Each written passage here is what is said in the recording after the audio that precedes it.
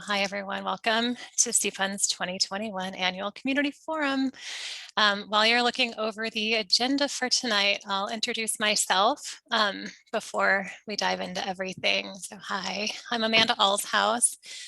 You'll hear me saying a few times tonight that CFUN is an all-volunteer board. So that means we do a range of other things during the day. For me, that means being women's health researcher with the University of Utah, where I'm a research assistant professor. I'm also a mom of 2 elementary school aged kids and 2 guinea pig sisters. I'm a spouse of a faculty member at the Colorado School of Public Health, and I'm a resident of Central Park North. So I disclosed employment information, not to say that my employer sponsors anything that I'm saying, but just to disclose, like, I don't know, any relationships you might have questions about. So I've been a member of the CFUN board since December of 2008. So it's 12 and a half years. Over the years, I've volunteered with the Outreach Committee, Sustainability Committee, Education Committee, and Diversity and Inclusivity Committees. These past 5 years, I've served as president. I was the 7th person to serve as president, the first woman, and the longest consecutively serving president, although Mark Maringer, he beats me with 7 cumulative years of presidency that was split between 2 terms. So I'm not seeking another term. We're going to be in good hands. That's all going to be sorted out next month. So now, next slide, please, Brian. About this organization, so about CFUN, Central Park United Neighbors was founded 17 years and 1 month ago in 2004 in a pocket park. Central Park United Neighbors is the registered neighborhood organization for the Central Park community in Denver. We're volunteer-run, donation, grant, and sponsor funded, and our purpose is to be a working forum for residents to participate in pursuing the vision of the neighborhood by creating, developing, and fostering a vibrant urban community dedicated to social equity, environmental responsibility, and economic opportunity. We promote civil civic discourse, and we're a vehicle for public service. Next slide, please.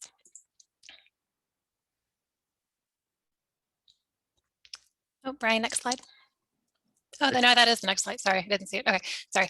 It's been a busy year for our organization, so I'm going to walk you through a little bit of what we've covered.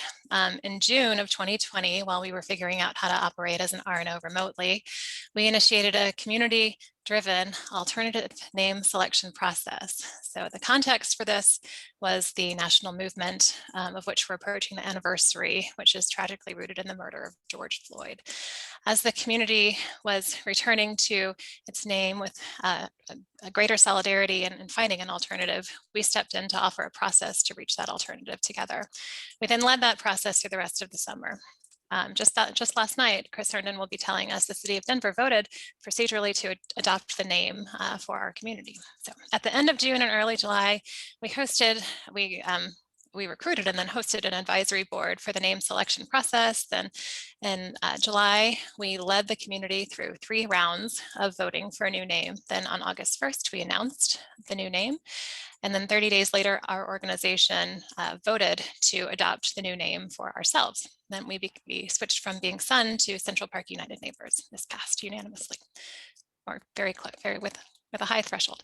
We then hosted a logo contest with CFUN's new logo being featured across this presentation. Thank you very much, Cameron Burns of Watermark. Cameron Burns is a member of the Central Park Business Association, which we'll be hearing from later on today. In December, we secured new funding for communication from our partners with the Foundation for Sustainable Urban Communities and the Central Park Business Association, and then Brookfield. In 2021, we rolled out a new website in January, and then in February, March, and April, we've been having discussions around strategic planning, and we've been onboarding 4 new board members. Next slide, please. So speaking of our new website, please be sure you visit it and bookmark it and sign up for emails from CFUN on that main page there as indicated at the bottom of this slide. So I would like to put in the chat what it is so you can find it. It's just centralparkunitedneighbors.com. And let's see, everyone, there we go. Now you will have it. Please visit it and sign up for our emails. Our emails are sent twice a month. They include CFUN committee information. I'll say a little bit about that on the next slide too. And links to their meetings and important community updates. And starting in June, we will have community deals of the month, which is very exciting. And while you're on the website, you're going to notice an opportunity to make a donation, and donations help us fulfill our mission within the community. Similarly, if you're a business owner and you want to know how to become a sponsor, you can contact us through the website too. Thank you to our sponsors. Brian, next slide, please. So as I mentioned, our committees, they're quite active. We have 6 of them. Sorry. And they are listed here: diversity and inclusivity, health and safety, safe streets, education, sustainability, communications, and outreach. So please join us for our meeting in June, the same time, same day, third Tuesday, to learn more about the work of the board and the work of each committees. You're also free to join a committee meeting directly. And then, as I mentioned, their meeting logistics are located on our website. Next slide. One of our committee chairs is going to be stepping down. I want to be sure to thank Rick Leuthold for his time on the board. He completed his term. And so during his time with CPUN, in addition to co-chairing the Transportation or Safe Streets Committee, he served as one of our 2 representatives on the Name Selection Advisory Board. Members of the advisory board were required to draft support language for all of the community candidate names. Rick provided the supporting statement for the community name of Meadowlark. So I'm going to read an excerpt. Brian, will you click once? There we go. Okay, so the presence of meadowlarks indicates that this will be a sweet time of life, that you are in the dark and it's now time to enter the light. Meadowlarks are known for their melodious song. They sing while airborne, unlike most other birds who only sing while perched. This indicates cheerfulness and reminds us to find joy and that our own lives. One will hear this beautiful songbird on virtually any neighborhood walk. So I hear meadowlarks most frequently when I'm in the northern part of Westerly Creek. And I'll think of you, Rick. Thanks for helping us find the joy in the song of the meadowlark and for your dedication to CPUN in the community. All right, yeah. Next slide, please, Brian. So we have some official business. Every year, approximately half of the board is up for re-election. Out of 15 possible seats, we're left with 14 after Rick's term completion. 7 members are midterm. We are pictured here. Of these, the nominations, yes, meadowlarks are Wyoming state bird. They're also Nebraska state bird. It's like 3 other states that neighbor us too, but not us. Of these committee, so of the people who are not up for re-election, we created a nominations committee comprised of myself and 2 more board members pictured here, Carol Hunter and Jeff Ederer. You're going to hear from Jeff Ederer in a little bit later too. As the nominations committee, we recommended to re-elect the existing board members seeking to continue serving. Next slide. They are pictured here. Now, so I have a question for everyone is required, well, not required, everyone has the option of voting. Can we open the poll? So you have a question in front of you. And so I first want to say you are eligible to vote if you live or rent in the Central Park community and you're an adult and you're on the Denver side. Apologies, there's always a little bit of confusion because we're a Denver organization. So those are the criteria. So while you're voting, I'm just going to make a few announcements. So everyone should be aware that there is a big change coming up this week in a mile-high shift. I'm going to share this link in the chat too. So here you go. If you have not left your house in a while, which is a very reasonable thing to not have done. I think there's the chat. Here we go. So the mile-high shift is coming up, and their slogan is "Stop, Drop, and Flow." So the stop is the full closure of I-70 that is coming up this weekend between Washington Street and I'm not like the whole chunk of between here and downtown for the most part. So full closure 5 days from now, and then when it opens back up, you'll drop down from Colorado Boulevard and back up again at Brighton Boulevard. And then flow is that traffic will continue flowing. Okay, and then the second announcement is that the 16th annual community garage sale is happening this Saturday, May 22nd. Registration is open through noon on Thursday. That's this week. Here's a link to the garage sale.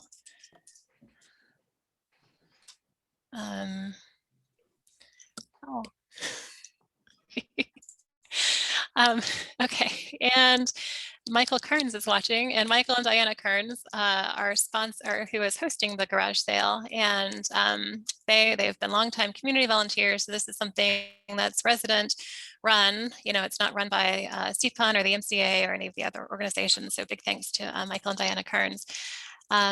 Okay, and so again, the yard sale, the 16th annual community garage sale. It's this Saturday, May 22nd. The suggested hours are 8 to noon. And so, by the way, we furnished our entire nursery 12 years ago from the garage sale, so you can get some good stuff, you guys. Okay, so it looks like voting has perhaps ended its. Yeah, Amanda, we've got about half the people present voting. So, last call for any voting. Okay. Oh, I should have mentioned on the website, you can read the bios of all of on our website, on CPUN's website, you can read the bios for each of the people here. So if you would like to learn more, we've sent around the slate in one of our community emails. And so that's how you can learn more about each of the people. But typically we always present a slate and then just vote yes or no on the entire thing. Okay. Hey, Amanda, give me a second. It appears as if you're a co-host, you can't vote. Right. So I am going to remove a few people's co-hosts so they can vote. Yeah, we had that as a problem the last time we did this, and I forgot about that. Thanks for taking care of that.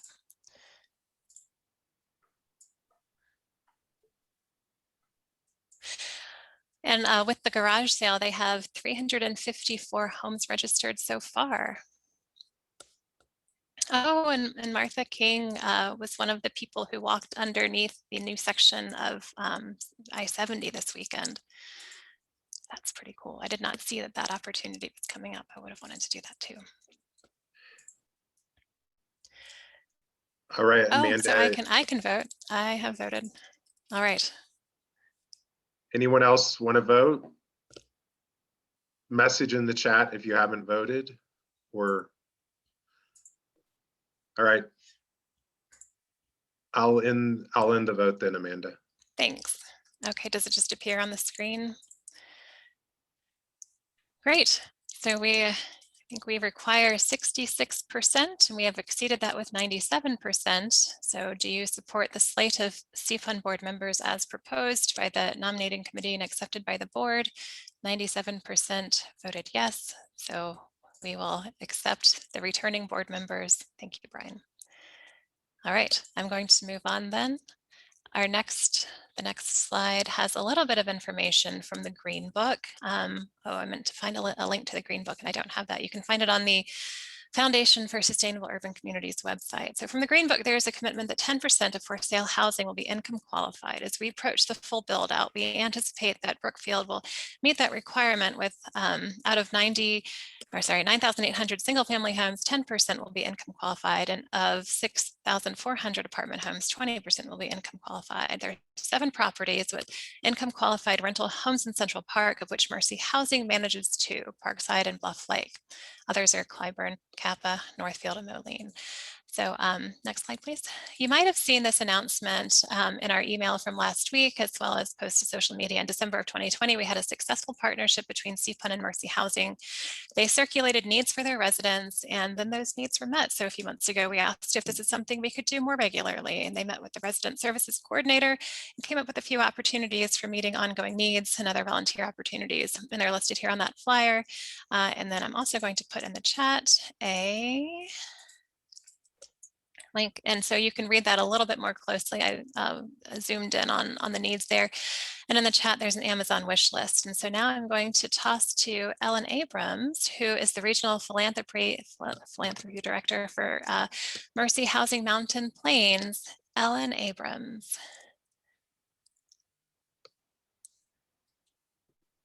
Oh, good, you're there. Do we need to, are you allowed to unmute yourself? Yeah, she should be able to. Okay, good. Great. There we go. You hear me okay? Good. Hi, everybody. Thank you so much for having us here tonight. You don't see Erin, but Erin Pape is helping with the slides here. Also with me from Mercy Housing, Amanda, thank you for the shout out. So yes, we have gotten our partnership back together with CPUN, and we're super excited about it. And in those conversations with Amanda and some of the other people on the board, we thought it might be a good idea for me to share with you really what Mercy Housing does, who we are, because a lot of people don't even know our corporate office is here. We're a national organization. So I thought I would share some general national overview. So we have 342 affordable apartment communities. We serve over 43,000 residents in over 20 states. The average length of residency is about 6.5 years, and the average resident household income nationally is $16,896. To bring it in a little bit, Mercy Housing Colorado, we have 17 affordable apartment communities. That's about 1,525 total homes, serving close to 3,000 residents. And they break out to be about 600 seniors, 1,200 adults, and about 1,100 kids. And the average resident household income in Colorado is $14,718. Most of our properties are in the Denver metro area. Amanda just mentioned we've got 2 up in your neck of the woods. We also have a couple out in Westminster, the Highlands. We have 1 in Fort Collins, 1 in, where am I? Can't think off the top of my head, but we're mostly in Denver metro area, and again, 17 communities across the state.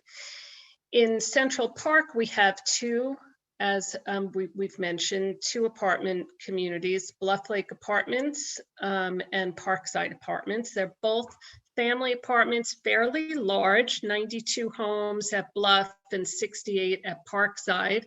Bluff serves 209 residents and Parkside 137.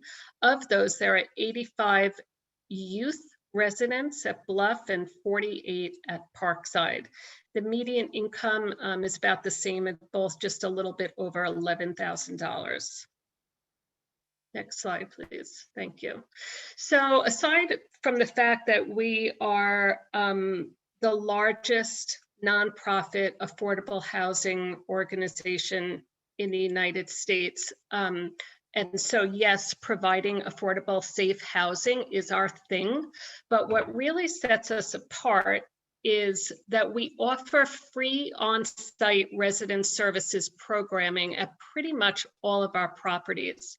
So what does that mean? That's where we have staff people who work to bring in resources to the residents at that community. We have 5 core areas that we focus on: health and wellness, financial stability, out of school time, community engagement, and of course, housing stability. So each property is a little bit different, and what the needs at one property aren't necessarily the needs of what they are at another property. So if it's a senior property, we might be more focused on health and wellness, and that would include things like diabetes training classes, fall prevention, scam prevention, telehealth is a big deal. At a family property, it might be more focused on out of school time. So having staff people who can help with while parents are working, help with the children after they're out of school through the summer, providing healthy snacks. Community engagement is a big deal at all of our properties, and that's connecting all ages to the community. So this year, we were focused on vaccines, we were focused on food insecurity, and making sure people were connected to the right resources. So it's kind of what we feel is our niche in the affordable housing market and what makes Mercy Housing special, I must say. So in our partnership with CPUN, we've got a couple of different things going on. Amanda already mentioned the donation drive, and I guess you can find that through emails and on the Facebook, CPUN's Facebook site. I don't think it's yet on the website, but hopefully that'll happen soon. And like Amanda mentioned, we have an Amazon wish list. So if you're not wanting to drop items off, but have them sent or make a donation, we certainly welcome that as well. And then we are gearing up, next slide, please, Erin, for volunteering with Mercy Housing at both of our Central Park properties. So it's been a little touch and go, as I'm sure you can imagine, the past year and a half or so. We have not had any volunteers on any of our properties. So we're just starting to open up for in-person things in small groups outside. So we're pretty excited about that. And at the same time, we're keeping virtual opportunities because I think that that is still of interest to many of the people that we engage with as far as volunteer activities go. So you could see we have lined out in May, June, and July, different things that you can do at both of the properties. And there is more about that on the Facebook posts and in email distributions. So we welcome you to join us, to help support us either by getting involved in the monthly donation drive at Bluff Lake or to volunteer with us at either property. Feel free to reach out to me or Erin with any questions, or if you'd like to engage with us in another way. We are here in Denver. We've got always lots going on, and we appreciate so much you listening and your support. So thanks so much. And thank you, Erin and Amanda, for helping to do this.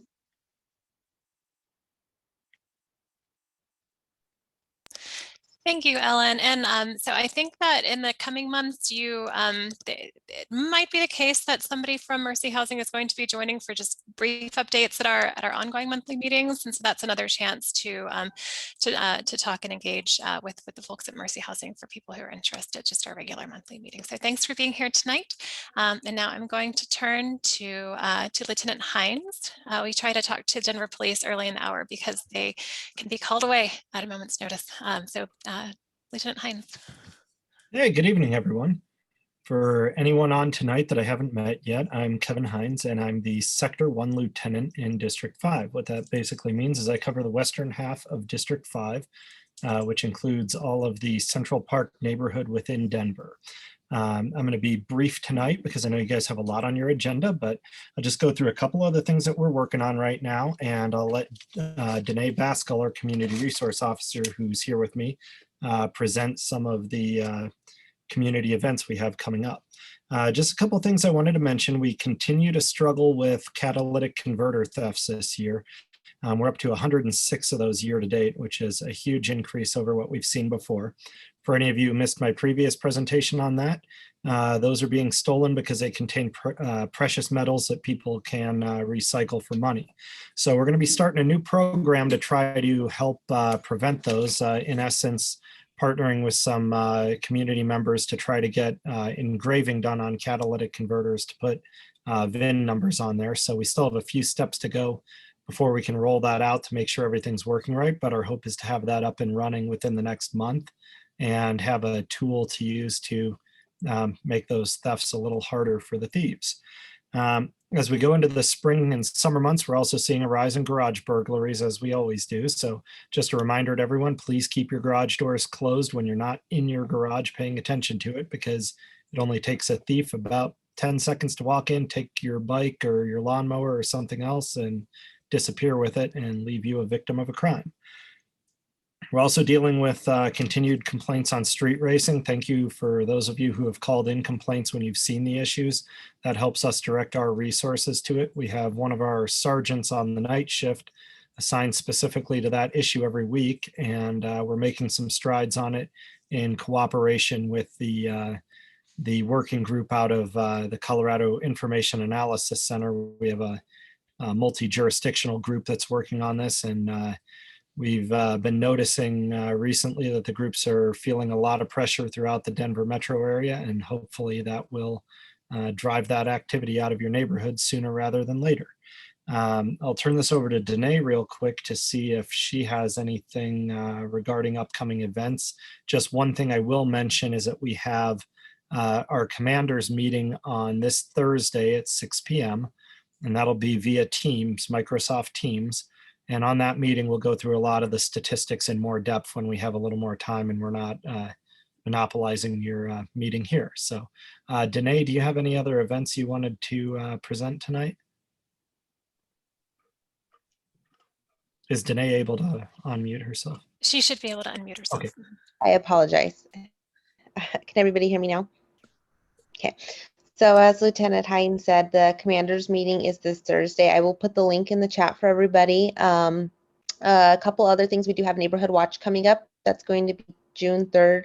That will be our first in-person meeting we've had since COVID. We are going to be doing an ice cream social event at the district station. So I sent a flyer on that, but I'll put the date in the chat as well. And then we have Fishing with the Cops on June 5th. That's going to be at the Rocky Mountain Arsenal. Again, I'll put the dates on that too. That'll be from 9 to 1. It's a Saturday. That is all I have. And the fish was that big, I'm telling you guys. All right. Thank you both. I think will you be around for questions in the chat for a few minutes if people have them?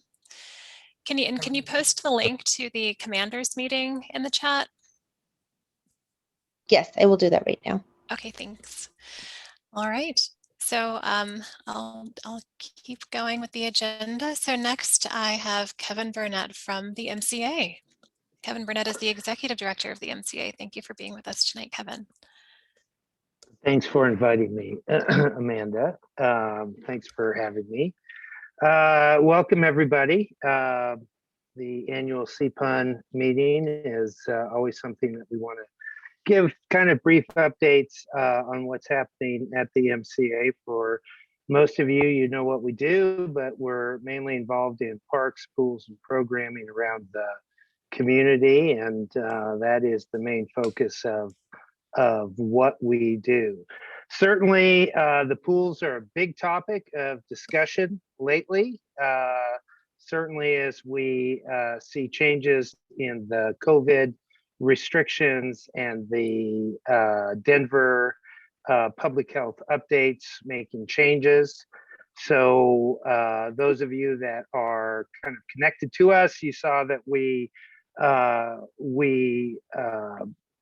made some quick postponements to what we had originally planned for our phase 1 opening, which is over the Memorial Day and June 1st of the summer. But certainly from our standpoint, we want to get this summer up and running as normal as possible, as quickly as possible. So, and so up until last Friday, there was a Denver public health update that said that anything outside really had to keep the 6 foot of social distancing. As most of you know, that made a very quick turn over this past weekend and really changed how we can look at our opening. So we are having a board meeting tomorrow at noon. We're going to be going over the kind of the framework of how we're going to adjust our phase 1 opening. But really, we have heard from a lot of people. Some people really want us to open up. Some people want us to stay somewhat restrictive. And we are hopefully going to be able to accommodate as best we can both groups. And so we will be opening all of our pools at full capacity. And those will go from our regular open times of between 11 and 12 to about 6 or 7 at night at all of our pools. We did get a number of comments back from residents that primarily have kids that are 12 and under or under 12, which is a big part of our audience. And those are kids that can't be vaccinated at this time. And so since we're not going to start off doing swim lessons, we're going to really look at that time to allow for a reduced reservation system. So kind of first thing in the morning from kind of the 10 to 12 with our pools that tend to attract our youngest and our youngest guests and youngest residents.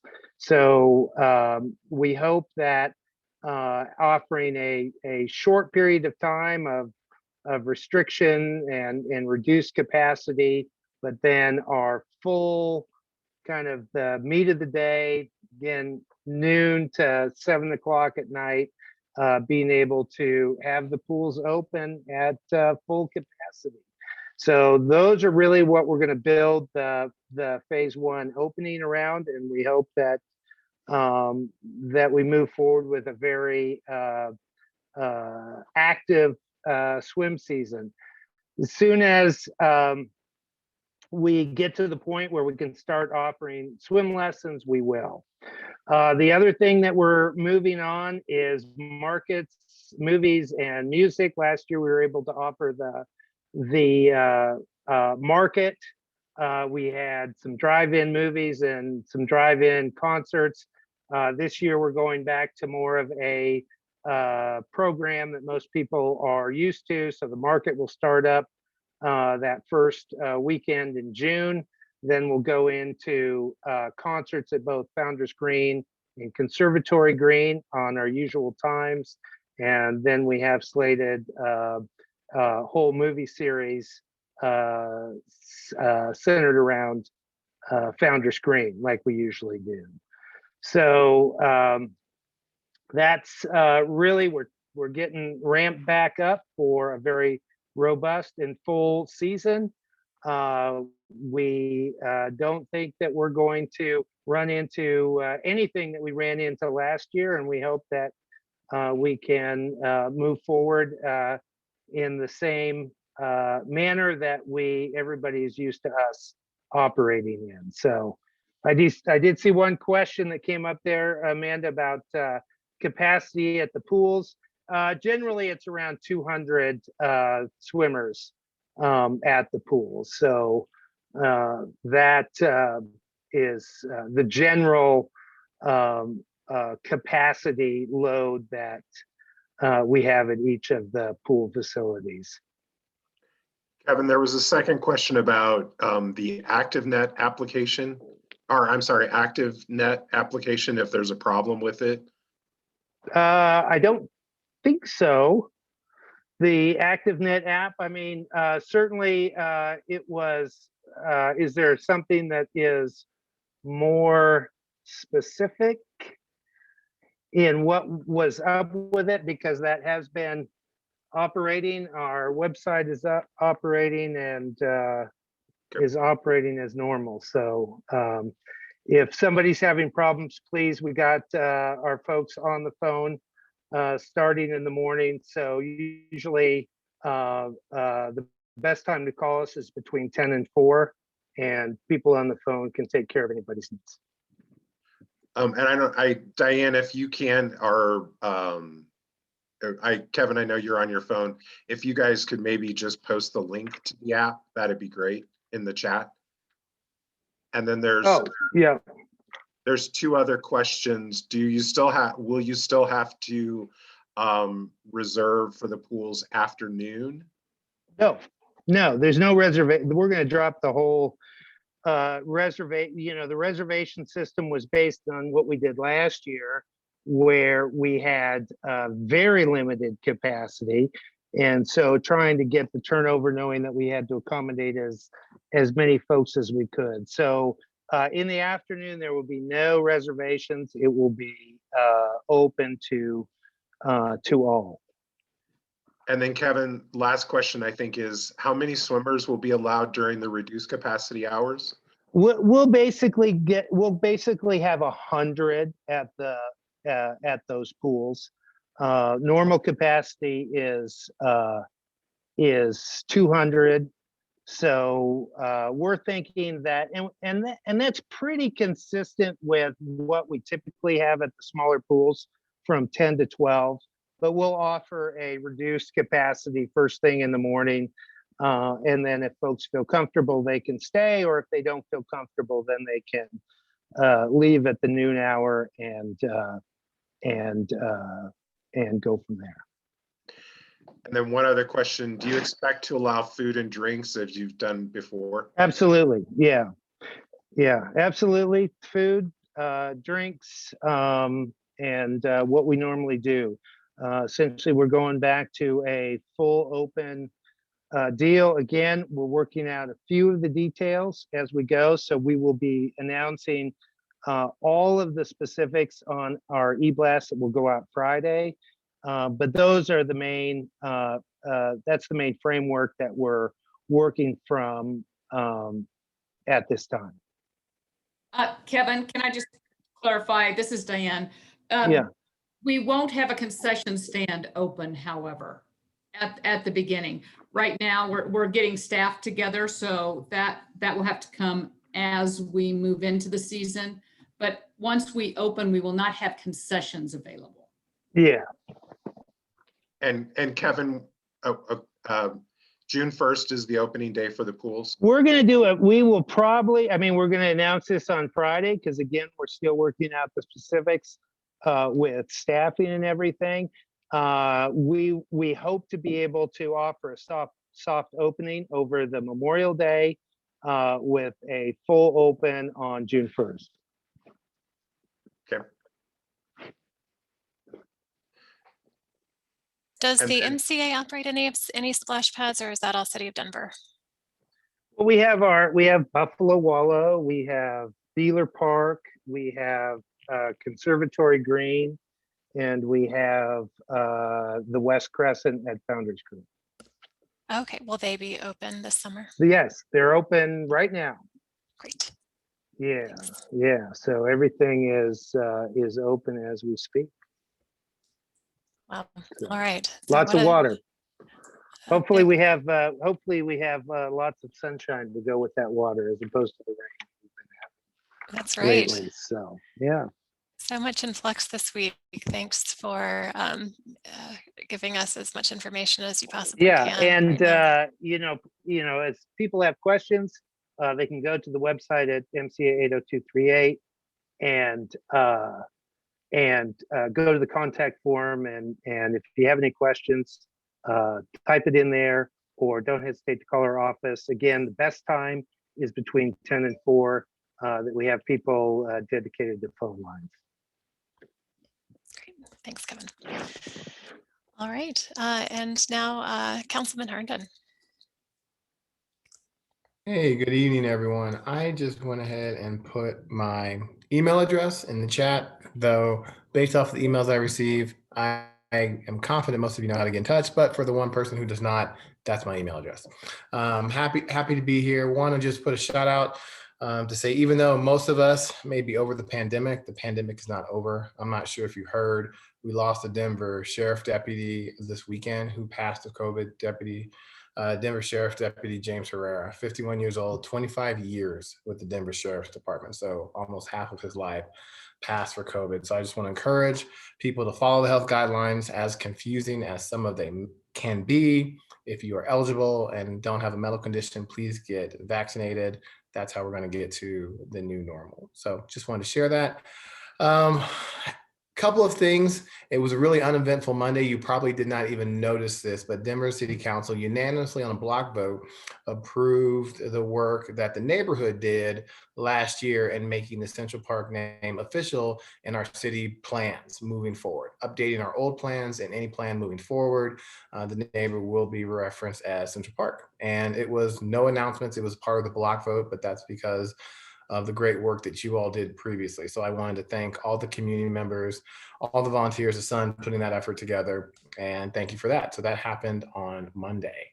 And yes, too, I appreciate the conversation about the I-70 change. I too got to walk the tunnels that folks will be driving once the closure is opened. And I hope that's the only time I'm walking, because if I'm walking on it in the future, that means something bad happened. But that is really cool. And I'm excited to see that progress moving forward in regards to that. And lastly, unless there are any questions, one thing I wanted to throw out, this will be in my newsletter, but in case you don't get my newsletter, on Saturday, June the 12th, Denver Parks and Recreation will be doing a community cleanup of Fred Thomas Park.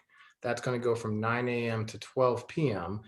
If you're unaware, I'll make sure that we get that out to Sun. It'll be on social media. Denver Parks started talking about that, but I just want to make sure folks know that if we talk about community cleanup, ways to get together as community as we move out of that pandemic. Saturday, June the 12th, 9 a.m. to 12 p.m. Fred Thomas Park community cleanup. And happy to answer any questions if any folks have. And as I mentioned before, you can send me an email or give my office a call. Happy to chat. If you got anything else, let me know. Chris, there's a question about signing up for your newsletter. Sure. If you shoot me an email, that'll be the easiest way. We'll add you to the distro. That's the quickest way to do it. Since you got my email, shoot me an email and you'll be added. It comes out once a month. You get the email. We don't spam you or anything like that. Just stay connected with everything happening in the community, which I happen to have 3 community meetings tonight. This one for Park Hill, one for East Colvac. So if Montbello had one tonight, it would have been 4 for 4. All right. Well, thank you for being with us for this piece, and I understand that you have to go to other meetings, so thanks for being here. Are there any other questions? Oh, there you go. Oh yeah, do we know when the rec center is going to reopen? I think I've heard August. So a couple of weeks ago, Central Park Rec Center, the date was going to be August the 16th, but that was really before the pendulum swung when it came to moving things closer, opening earlier, before the mask dates were lifted, et cetera. So we are reevaluating that date.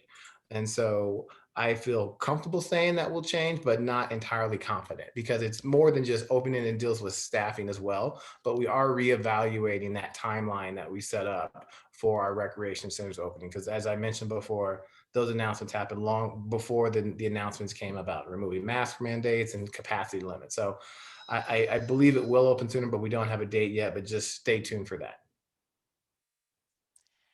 Thanks, Chris. All right. So if any other questions for Councilman Herndon come up, please put them in the chat. And if he or someone from his office is not here to answer them, we'll get them to him later. And so a quick couple of words from Jeff Etter, who's a CPUN board member, but who's speaking on behalf of the Central Park Business Association. Jeff. Sure. Thanks, Amanda. I'll just say real quickly, I texted a friend of mine who lives in Seattle earlier today, and I said, please come get your weather. To which he texted back, no. So maybe we're stuck with this a little while longer, I'm not sure. Anyways, so yes, I've lived in Central Park since 2005, and I also am a small business owner, co-owner of College Route Map, and so I'm also a proud member of the Central Park United Neighbors. And if you own a small business in Central Park and you aren't connected to the CPBA, I would encourage you to go to Central Park Business Association on the website or on the web and find us and think about joining us for our next meeting. If you just want to know or are wondering about various businesses, and if you're looking for some work that needs to be done, you might want to go to the CPBA website as well. We meet on Tuesday mornings. You'll also see us when not in a pandemic.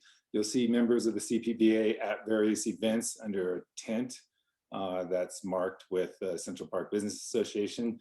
All our members love talking with folks, and many of us not only live in Central Park, but also own a business that is centered in Central Park as well. And so we're quite committed to the community, and just want to mention too that the CPBA also became a donor to CPUN this year to help provide funding to be able to continue sending emails and have the new website that we have for the community. So with that, if you have any other questions, feel free to catch me on the chat, and I'll put my email on there as well. Okay, thanks, Amanda. Oh, thank you, Jeff. And we are at 7:15, promptly shifting to the next section of our agenda, which is development. And I can see Tyler Carlson. I had him speaking after Jim. I don't see Jim Chrisman. Oh, he's right there. All right. Jim's here. Hello. Hi on video, Jim Chrisman. So I will turn it over to Jim Chrisman, who is here speaking for Brookfield. And so we'll have a couple of prepared comments from Jim, followed by Tyler. Jim speaks for Jim for Brookfield, and Tyler for Evergreen. And then we'll have some time for Q&A for both of them before moving on to the next topic. So Jim, thank you. Yeah. So let me see if I can share my screen. I'm not very adept at that. Where is my,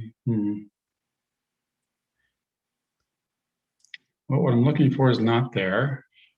There's a green button at the bottom that's just share screen. No, I did that, but I've got that, but the choices I have are not I was looking for.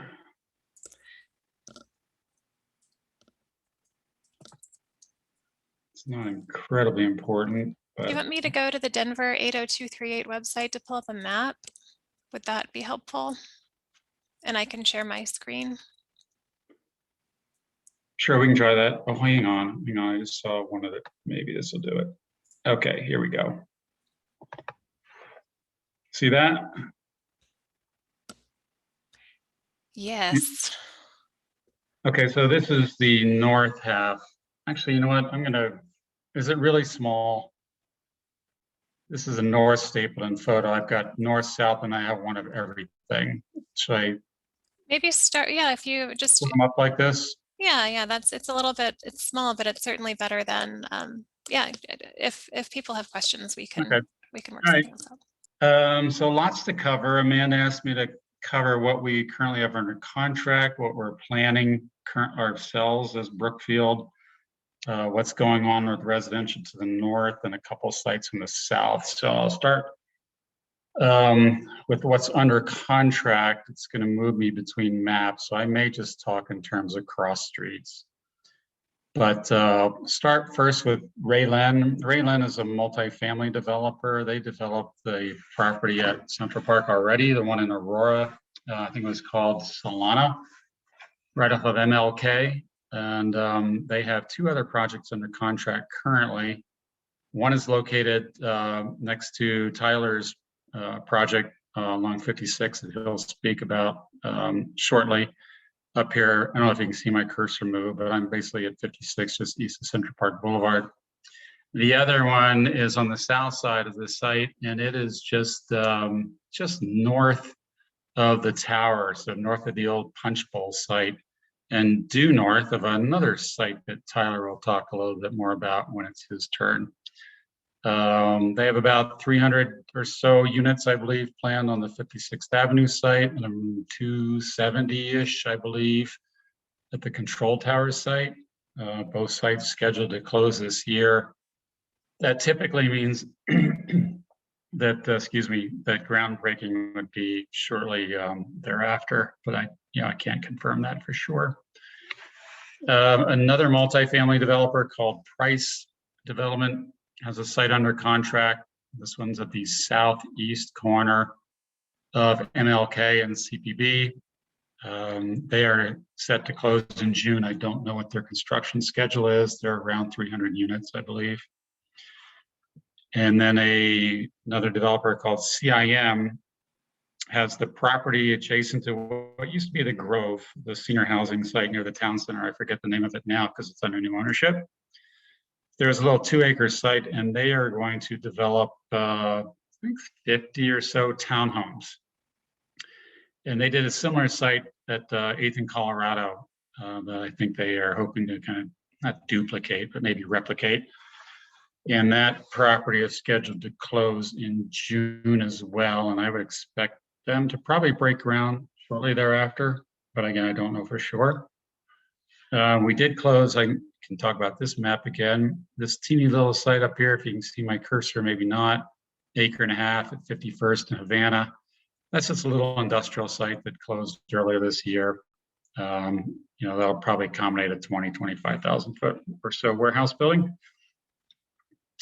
And then here, the southwest corner of the interchange, this whole entire property is 40 acres that I'm outlining at the southwest corner of the interchange.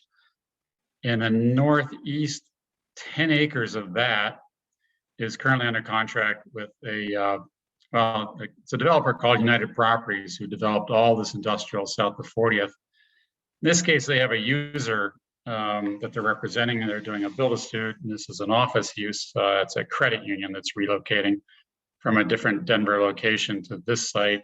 That is expected to close in July. Let's see. Oh, one other. Oh, I'm sorry. I had the whole map on. I thought this was just north. Great. One other down by the transit area, TOD. The site just north of Sprouts. That's under contract with Trammell Crow Properties. They are going to develop that property in 2 phases. The first phase is a multifamily building, actually, that we designed as Forest City, and that kind of got stalled out when Brookfield made their acquisition. So rather than letting those plans sit on the shelf, we found a developer that was willing to execute them, which is pretty exciting. They plan to start, close on that in July, and they'll break ground, I think, shortly thereafter. But more exciting, I think, is adjacent to that, in our original master plan, we designed, it was about a $13-14 million plaza. So it'll hopefully be our best example of placemaking that we've done anywhere on the Central Park site. And our commitment to this developer is that we would go ahead and execute that plaza.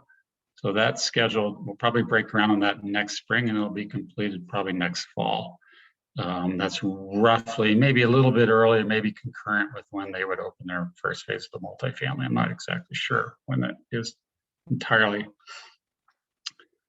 So yeah, I think everyone's aware we have an affordable housing program as well that's linked to both our for sale properties and our for rent properties.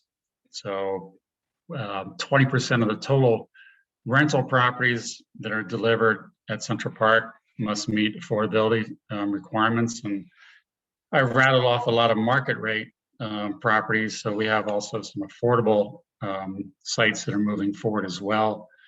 Northeast Denver Housing, this site at 51st and Central Park Boulevard that's been vacant for some time. They just received an award from CHAFA, that's Housing Authority, to proceed with developing that site.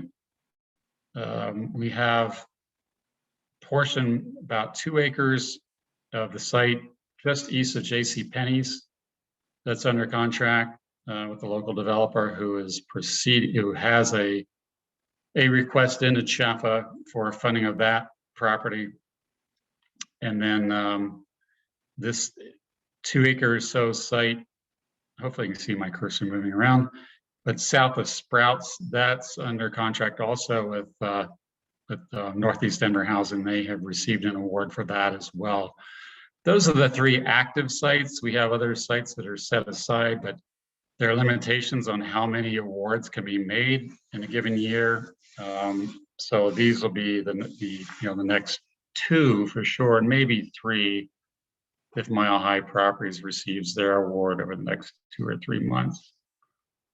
So that's pretty much what's under contract. In terms of what Brookfield's doing, we're pretty active as well. This 31 acre site behind, meaning east of Drury, fronting I-70 and adjacent to this large industrial development to the east. We intend to break ground on about 700,000 square feet of industrial space within the next 2 to 3 months on that. We are currently, if we move west back to the site, the balance of the site behind JCPenney on the north and south side of 46th Avenue, where I just mentioned an affordable project. We will be doing what we call Astor Conservatory Green Phase 3. Phase 1 is just to the north, Phase 2 is to the east. This will be the 3rd phase, about, I think, 280, 90 units, I believe. That, if we do go forward with it, it's in design. If we do go forward with it, it wouldn't break ground until probably next May. We're also evaluating multifamily on this site back at the TOD, just kitty corner to the Walmart. No definitive time frame from that. We're just actually just looking for authorization to do some kind of feasibility design on that. So it's really hard to say when and if that will happen. This isn't us, but I should mention like the remaining property next to Sprouts and the little retail at 36th and CPB. That's David D.H. Friedman properties that acquired that some time ago. They are planning some townhomes on that site. They had originally hoped to do condominiums, but they just weren't able to get that off the ground. Condos are pretty tough, primarily because of construction defect law. But I think it's a small site, only a couple acres, if that. I think they're planning 20, 25 units, maybe it's 30, I'm not sure. And I would expect that would break ground in the next, I don't know, 3 to 6 months, maybe earlier, but I'm not certain. Let's see if I've covered everything. I think that's it. I mean, we're also looking at a number of options for the balance of this site where the credit union is going. Anything from industrial to retail and possibly a product of single family for rent. We don't know what's going to happen there yet. Probably won't know for several months. And then on the residential side, going all the way up north, this area in yellow, the majority of the infrastructure is developed there. Those lots will all be sold within, I believe, by July or August. And about half of those will go to the typical, not typical, no one's typical, but to the group of home builders that have been executing houses here for the last several years. And then the other half will be developed by Brookfield. So those homes will start to be delivered probably this fall, maybe winter, early spring. Amanda wanted me to mention a couple things on the south side. There's a Montessori school right on Central Park Boulevard. I'm not sure what this cross street is. It's a little lot behind them. They actually own that, and that was intended for their expansion, which I think they do intend to do at some point, but they were delayed by COVID for obvious reasons. And then this site all the way on the very, very tip of Central Park, adjacent to Fitzsimmons along Central Park Boulevard. We sold that years ago to a hotel developer, and I don't know the status of when they plan to do that, but they are planning to build a dual branded hotel, which basically means it's one building, but it's two separate brands, like two wings, two separate hotel operators within the same overall structure. And then the city of Aurora owns the frontage along Havana, and they have plans at some point to execute some sort of mixed use, whether it's ground floor retail with residential above or office above. I don't know that they know yet, but that's their long-term goal. So I think that covered everything. Amanda, if not, I'll just turn it over to Tyler, and then I'll stay tuned for questions. Yeah, just on that last plot, Jim, that was Peoria and where MLK comes down. So that was that cross street right there, the north-south. Okay, so I do have a couple of questions. I'll let Tyler go, and then I'll do the questions at the end. Okay. After Tyler, not at the end. Great. Great. Thanks, Amanda. Appreciate the opportunity. I will also share my screen. Evergreen and its partners have 5 projects in Stapleton right now. Some of them are already built that people may be familiar with. We developed Central Park. Sorry, Central Park. Excuse me. That people are familiar with. We developed the Eastbridge Town Center years ago, and I'm proud to say that we were able to work with all of our tenants out there to survive COVID. It was a very rough year last year, and appreciate everyone in the neighborhood who's patronized those businesses kind of during the crisis, and certainly want to encourage everyone to come out and whether you're wearing masks or not, depending upon your situation, please enjoy all those tenants and their offerings, because they certainly need the patronage. I was actually out there this evening picking up something from Catavella. So We've got the Eastbridge Town Center, which we own and operate. The next slide is our Shops at Buehler Park project at 56th and Central Park. At this point, we've sold off all of the lots except for one shown on this map as Pad D, just east of Panda Express. We are under contract with a restaurant group to sell that pad, hopefully this summer. And then we're doing build outs right now for some of our final tenants in our building E along Buehler Street.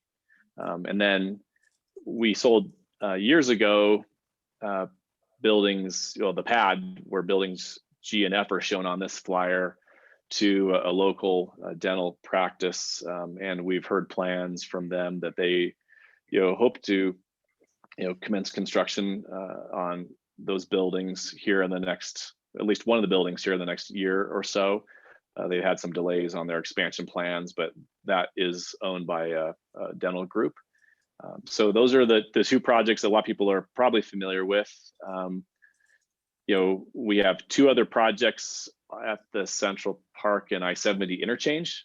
So this first one that's highlighted in red here on the aerial, we're kind of looking southeast, is at the southeast corner of I-70 and Central Park. It's a 16-acre site that we purchased from Brookfield, I believe in December. We're installing our horizontal infrastructure right now, the utilities and the streets and things of that nature. We've already sold two of the lots in that project, one to a gas station operator called Quick Trip that's coming to Colorado. We worked with them for many years down in Arizona, and they're a fantastic operation, and their store has actually got a pretty robust food offering, which is something we were excited about. And then we've also sold a parcel within that project to a hotel developer for the construction of a Fairfield Inn and Suites hotel. And they're in their city approvals right now for that. And then in addition, we got to take notes.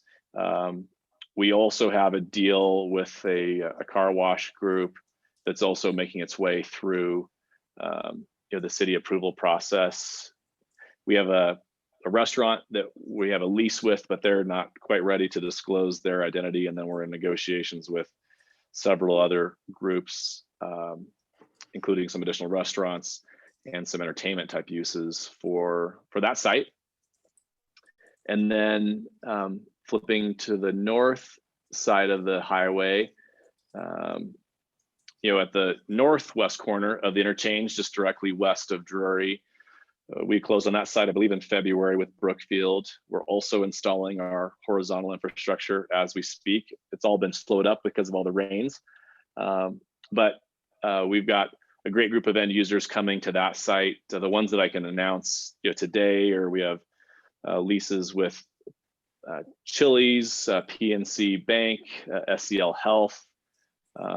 We also sold some land within the site to a local church group who will be building a church facility here in the coming years. And then we're under contract or have leases with a handful of other restaurants, an anchor tenant that I can't disclose at the moment, and another daycare operator. So lots of activity on those two sites there at the interchange. It's been both great projects that we've worked collaboratively with Brookfield on and the Central Park Design Review Committee. And you should start seeing some buildings coming out of the ground later this year after we deliver our horizontal infrastructure to the end users. And then the final project is the site that Jim referenced. It's the 2.25 acres that's directly east of the control tower. We also closed with Brookfield on that at the end of 2020. We have a deal with Natural Grocers to build a specialty grocery store on that site that's working its way through the city of Denver process, and they will be located at the north end of that site. And then we have one lot available that's immediately adjacent to Martin Luther King Boulevard, where we're in conversations with a handful of other users. So in total, 5 projects.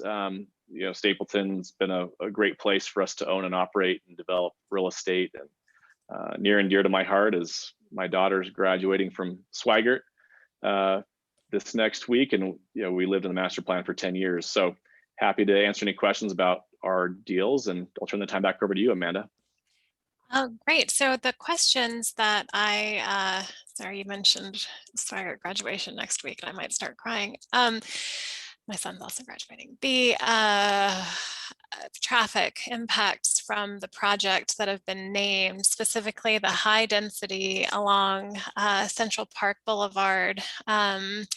So, it's like you want high density where the transit oriented development is, but just yesterday we had a traffic fatality at 35th and Central Park Boulevard. So what goes into traffic counts and determining street safety when these high density projects are going in? And as we get popular amenities that we all want to go to, how much consideration is given to pedestrian and bicycle access versus vehicular access? Jim. I think a lot. It's really probably a better question for the city. As you know, every time we submit, it goes through all the departments, including transportation. Typically, we had to do a traffic plan to demonstrate that the capacity is on the streets for the additional trips to be generated. I can tell you, though, specifically at 35th and Uinta, there will be a traffic signal installed primarily to provide safer access for the resident on the south side of 35th to cross over and get up into the TOD area. But, generally speaking, well, not generally speaking, we did an infrastructure master plan before anything was built on this entire property based upon the projected build out, and that projected build out is roughly where it should be. So, from a macro perspective, everything's been designed to accommodate what's being built. From a micro perspective, every project has to go through that traffic, review through Denver, and substantiate that the infrastructure can handle the volumes, and then answer the questions about pedestrian access, vehicular or bicycle access, and other forms of access. Okay, and we did have a question earlier in the chat about the plaza, and so that is Uinta, and that goes from the train station down to 35th. Yeah, during Tyler's presentation, I was trying to find a rendering of it. I couldn't find one. So it's between 36 and 37. Half of it's on the east side of Uinta, half of it's on the west. Uinta itself was going to be reconstructed with a striping in it that will be the same striping that'll be on either side of the plaza. So it'll look like one place, but it will have 2 lanes of traffic. There's no avoiding that. You have to get to the transit stop. But it'll have the ability, similarly to 29th Avenue, to be closed, for particular events and make it one cohesive place. Otherwise, there's really a half an acre on either side. So there'll be a half an acre, roughly, maybe it's a third of an acre, that'll be fronting the development that Trammell Crow does on that property I mentioned that we're selling earlier, and there'll be another half. The other half will be on the west side. That'll be fronting whatever ends up getting developed on that other block. If that makes sense. I think the front porch had a rendering at some point, so that could be another place to search. Okay. Yeah, it's really cool. I can't wait to see it built. I'm just really glad that Brookfield decided we'd still do it. Are there public renderings of the current design that Brookfield could share? We could help those get out to the community. Sure. Yeah. I can do that, or we can see if Carol has them. Either or, both. Okay. Okay. So we have plans. So any plans to redevelop the control tower? Who owns the control tower? Control tower is owned by the lender to Punch Bowl. So when Punch Bowl closed up, the lender took that property back. It was under contract and scheduled to close until the last minute when it didn't, to a church. So it's currently on the market. The tower itself cannot be torn down. It's really, I think the question is probably in reference to the base building. So it's being marketed. I don't, could be office, could be retail, could be restaurant, could be anything. There's one question, I think this is for Tyler. What does it take to get locally owned businesses, restaurants into places versus a Chili's? Good question. One of the challenges that we face on all of our existing assets and then on new development is just the economic reality of building new ground up construction right now. Construction prices have gone through the roof, especially this year since COVID happened. Because of the Metro District in Stapleton, we've got very high taxes that are completely crazy. Just to give you a point of comparison, when I started in the development business here in Denver years ago, the tax portion of a triple net bill for a typical retail tenant was, $4 to $5 a square foot. And those same taxes today, 15 years later, are $15 a square foot. So the challenge, and that's rent, in some older shopping centers. So we've got kind of two challenges with, we've got expensive land just because of the success of the master plan and the supply demand matrix. You've got the expensive costs of new construction going ground up. And then you've got taxes that continue to put a lot of pressure because the end users, retail users, pay those taxes. One thing that we've had to do, frankly, to help stem the tax problem at Eastbridge, and many of you probably have noticed, is we got all the end users together and agreed to assess a 1% property improvement fee that shows up on everyone's receipts. And we use those monies that the customers pay when they dine or shop in Eastbridge to help reduce the common area expenses for the tenants so they can stay there. Because the other option is just to let the plazas go to hell, because there's only so much that these businesses can afford to pay out the door towards their rents and their occupancy costs. So it's a big challenge. And then the other issue that we're facing right now is, COVID wiped out most small businesses. The large national retailers and restaurateurs had, reserves and can tap the stock market and the bond markets to shore up their capital situations or do big sale leaseback programs. Your local businesses like, Elise at Cotabella or Troy at Los Chingones or Lon at Cholon, they don't have that. And so their reserves were destroyed last year, keeping themselves alive. And so as a result, your small business owners are not in a position, at least right now, to go out and lease new space, which leaves a void for the national tenants. So it's a struggle, but something that we're cognizant of, and we always try to give the opportunities when we can to local users. But to be honest with you, we haven't had any. We've had very little demand, if any, from local small businesses.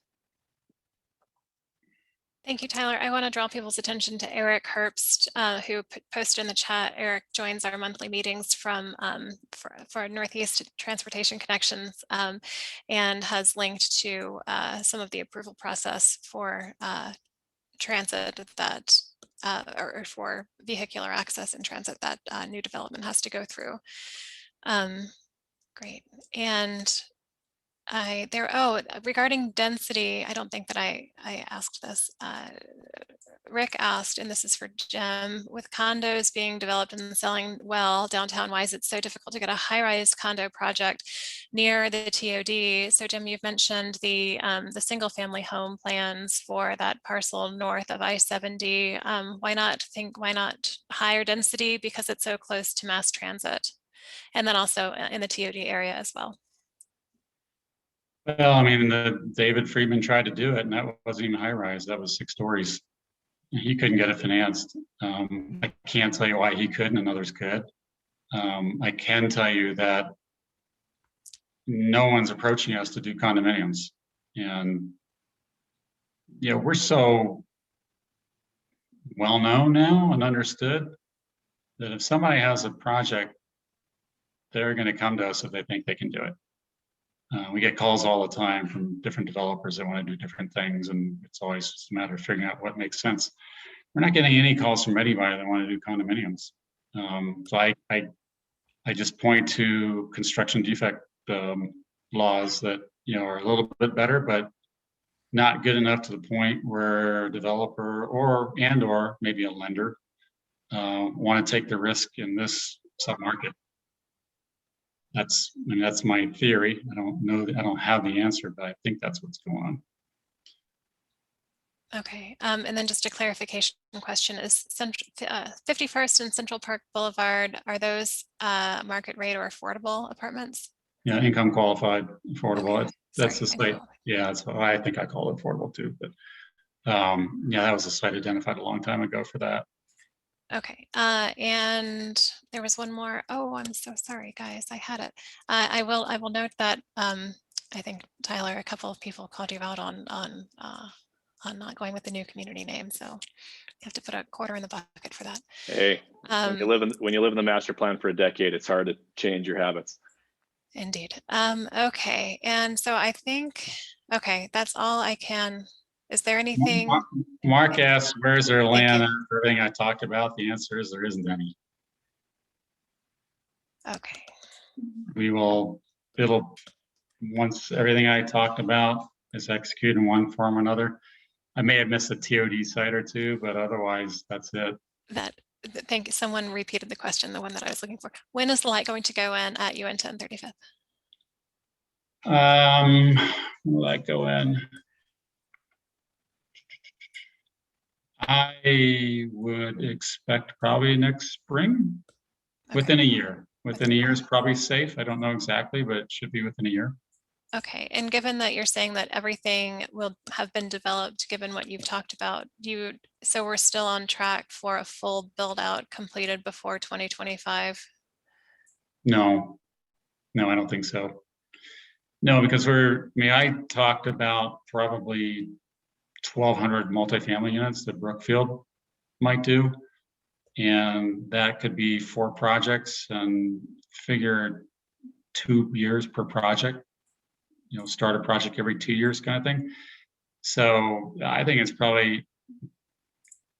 at least 8 to 10 years before the very last site is broken ground on. So the original projection for maybe a 2-acre site. So, 2,933 of the 2,935 acres may be done by 2025 or, around there, but there may be, a couple sites here and there left that won't be.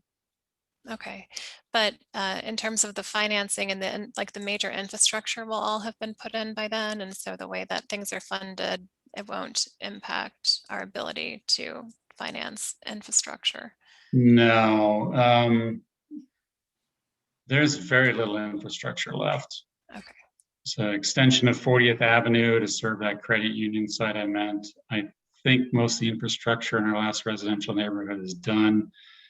There's some parks work left, but no, that won't impact that at all. Do you have a timeline for the Uinta Plaza? It'll be complete by November 1st of next year, and we'll probably start about March 1st of next year. Amanda, there was also a question about will Smith Road ever go all the way through? Oh yeah, I can hear Tom Gleason saying no to that right now. What would it take for Smith Road to go all the way through? It might be a better question. And that's honestly a city question. Okay. I know they have aspirations for it, but they have aspirations for a lot of things, and I don't know where it fits in their priorities. Okay, but the way that roads are funded here, there's something that happens when things are built on either side of it, and that sort of thing doesn't happen along Smith, or there's no development that's going to be happening in that section. So is that why it's trickier to talk about completing it? Yeah, I think so. It's not a road that's necessary to access any part of Central Park because it has the rail line to the north of it, I believe. And then you have the creek to the south. So it's really a through street, kind of a reliever of I-70. I think that's how it's always been envisioned. So it's not necessary for what's happening at Central Park. It's more of a regional question about when you want to, provide that relief valve to I-70. Okay. And there is some work going on along that right now, but I think it's to do with the greenway, not not the actual road. Okay. As more questions appear in the chat, if that keeps happening, if you're on, I welcome you to jump in and answer them. Otherwise, we'll write them down and follow up with you afterwards. Thank you for being here tonight. Jim and Tyler. Thank you. Appreciate it. Thanks.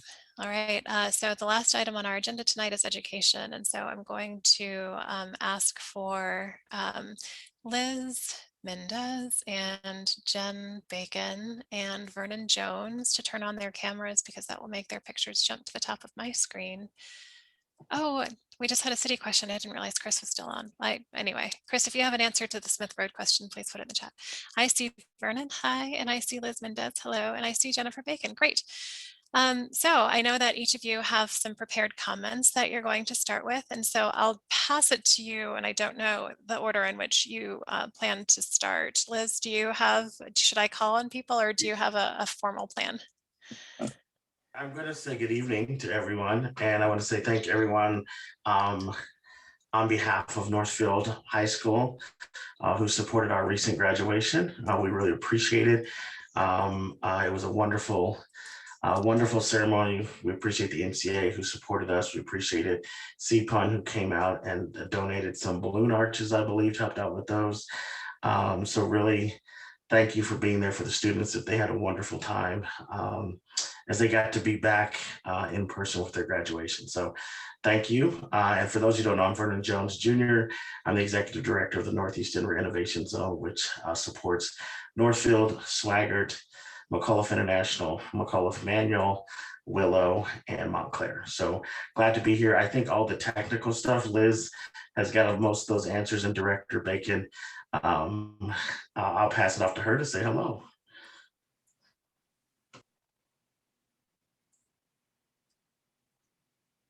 That was cue for me. Hello, everyone. I just wanted to say hi. And I didn't know it was so dark in this one corner. Apologies for that.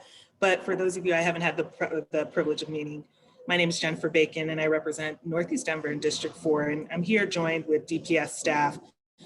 We just want to be able to answer some key questions for you. So we had a chance to see some of the questions ahead of time. We want to be able to jump in, but also feel free to ask anything else. We'll share as much as we can, and feel free to, I'm going to leave my phone number with you all to reach out if there's anything that we couldn't answer here tonight.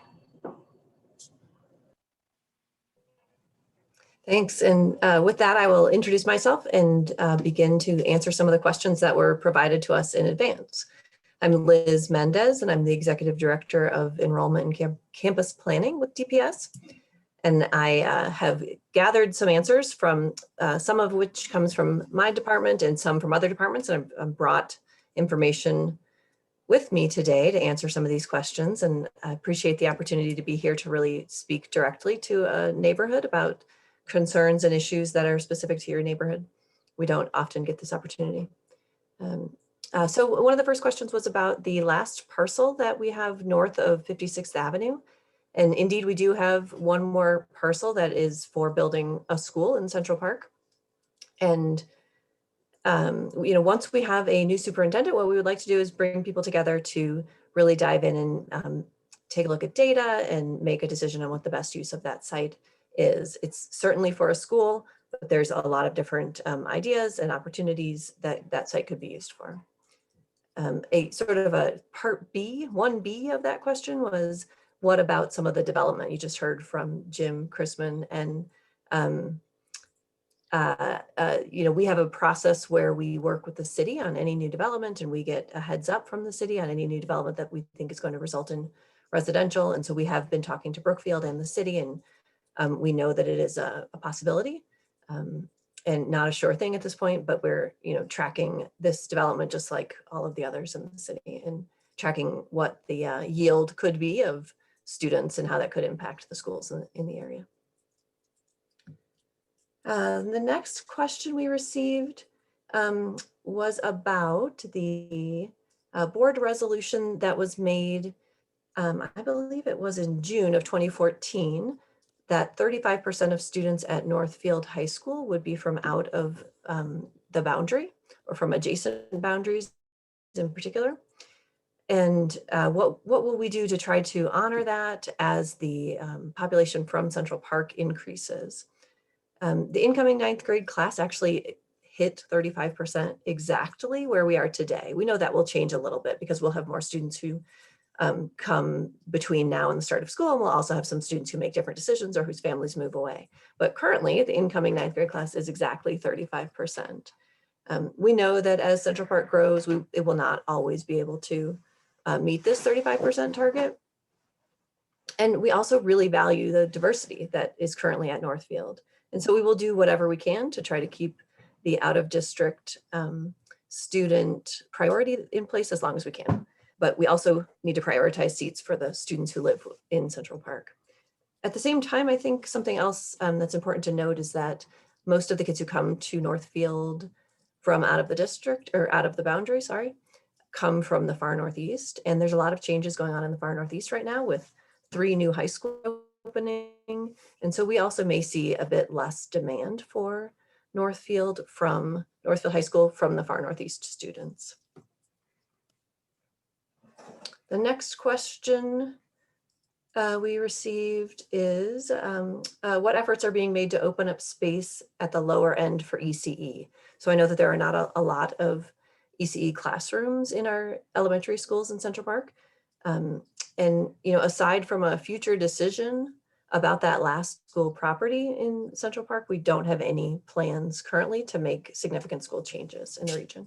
And ECE can certainly be something that we talk about when we talk about that last site, and there could be impacts both on that site and then also sort of trickle down or associated impacts at some of the elementary schools, depending on what decision is made. Another question was about what are the long-term plans for shared campuses?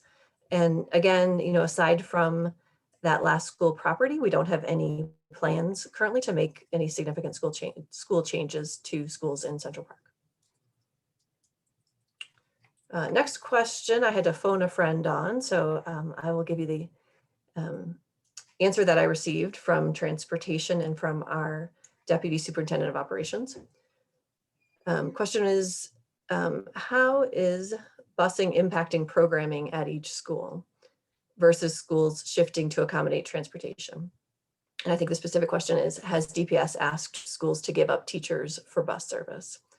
And just to give everybody some context, in case folks haven't been following this, beginning in the 21-22 school year, DPS will begin using a 3-tier system for bell times. Most schools will begin their day during 3 different windows of time. With this change, over 60% of schools received their first choice and no schools were forced to take their third choice. I believe for specifically to Bill Roberts, I know that Bill Roberts had a preference of received their second choice. And then ultimately we were able to adjust that some after working with some community members to a bit later.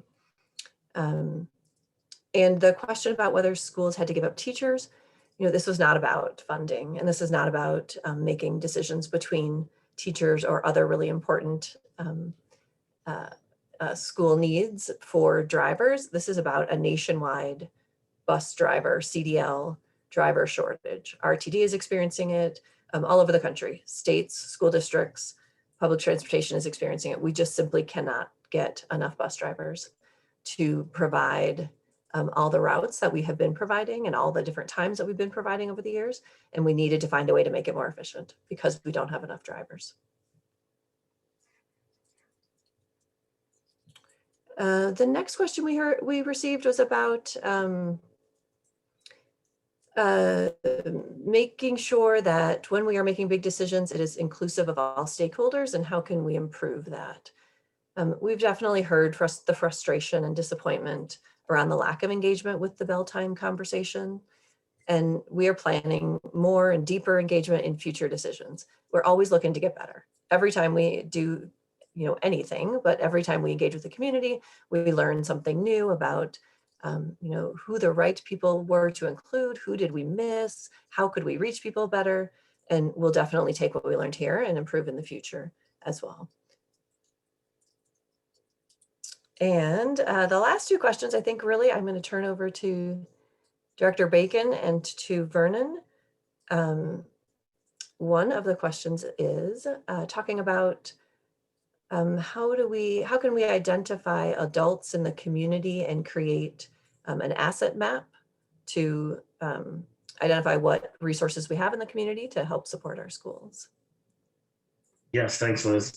So this is a project that we've been doing in the NDIS, and so the principals of our schools have been tasked with that, and our teacher council to begin to reach out to community to find out who are the people in your neighborhood, kind of like Mr. Rogers' Sesame Street kind of thing, so that when our teachers and our principals are looking for experts to come in and talk to our kids about various careers or life experiences that are congruent with the lessons that they're teaching, that they're calling the people who live in the neighborhoods, the same neighborhoods as our kids. So you'll be seeing that. We're going to go through, I think, the CPUN newsletter and some of the regular neighborhood communications.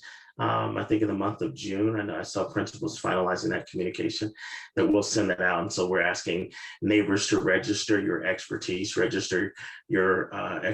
that we can get that involved in our schools in the upcoming school year. So you'll see that coming from those schools that are in our zone.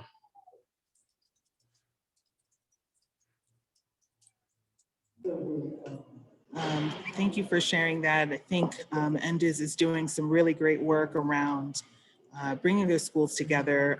Particularly appreciate the shift the zone made in being able to focus on equity initiatives over the last couple of years. The only other thing I would add to that, even though the question may have been geared towards Executive Director Jones, I just also want to add that one of the things that DPS is taking on, particularly as we come out of the pandemic, is really focusing on work on how do we redesign education. And so in the break between the Denver 2020 plan, there was the pandemic, and we focused our work on 3 crisis priorities, and now we've shifted to transition priorities.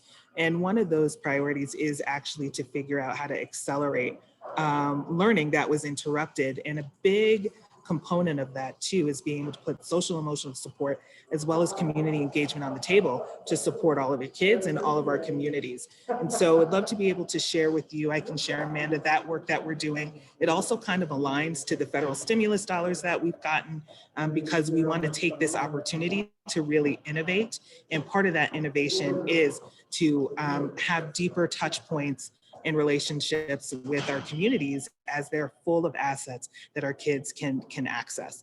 So I'll say, for example, we're thinking more about experiential and project-based learning than before, because we know life post-pandemic, let alone us finally recognizing we're in the 21st century, we need to be doing better by all kids when it comes to that.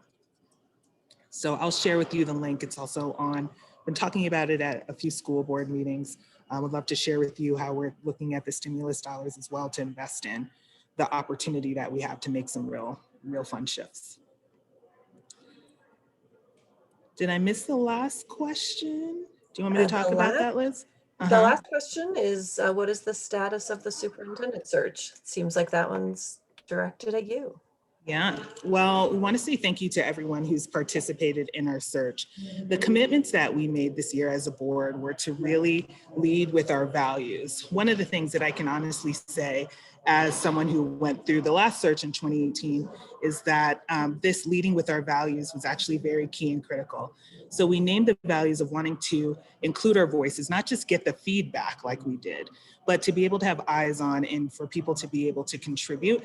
Even though the decision lies with the board, it really matters for us to see how our candidates interact with our different stakeholders, let alone what is their feedback. And so this process was probably a little bit more drawn out than we've seen in our neighboring districts.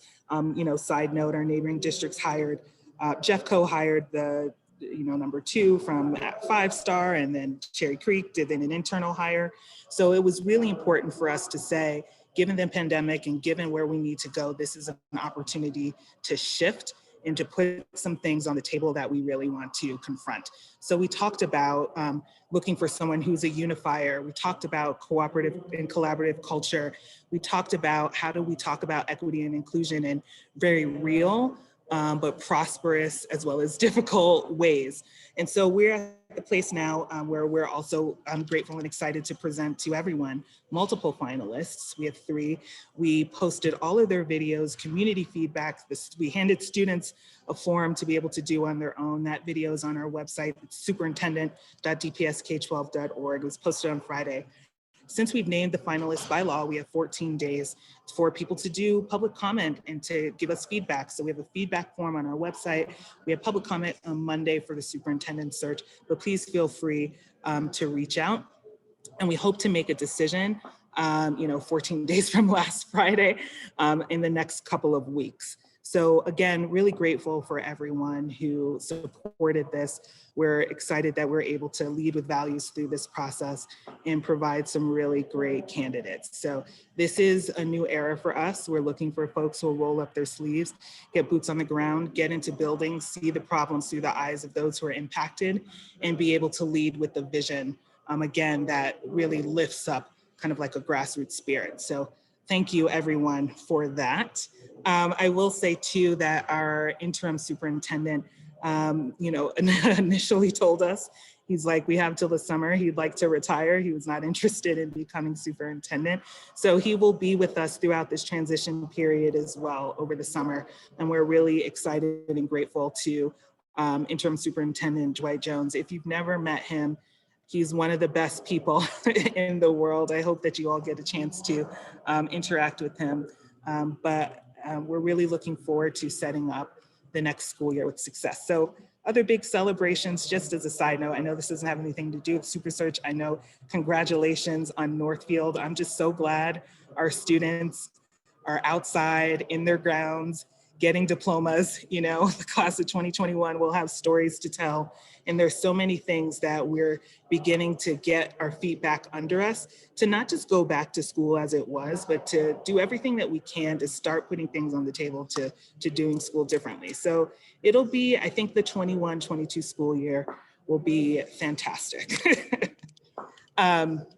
So before I just jump off, Amanda, I'm wondering if I can just go back to a few of the questions that Liz talked through as well. Is that okay if I take maybe a minute? I won't take forever, I promise. It is okay. And I was actually just thinking back over 1 or 2 of the responses, specifically Sure. the adjacent boundary question. I mean, the response in summary was, we'll honor the commitment while we can, but it's not sustainable. Like that doesn't really seem like a plan. That seems like the opposite of a plan.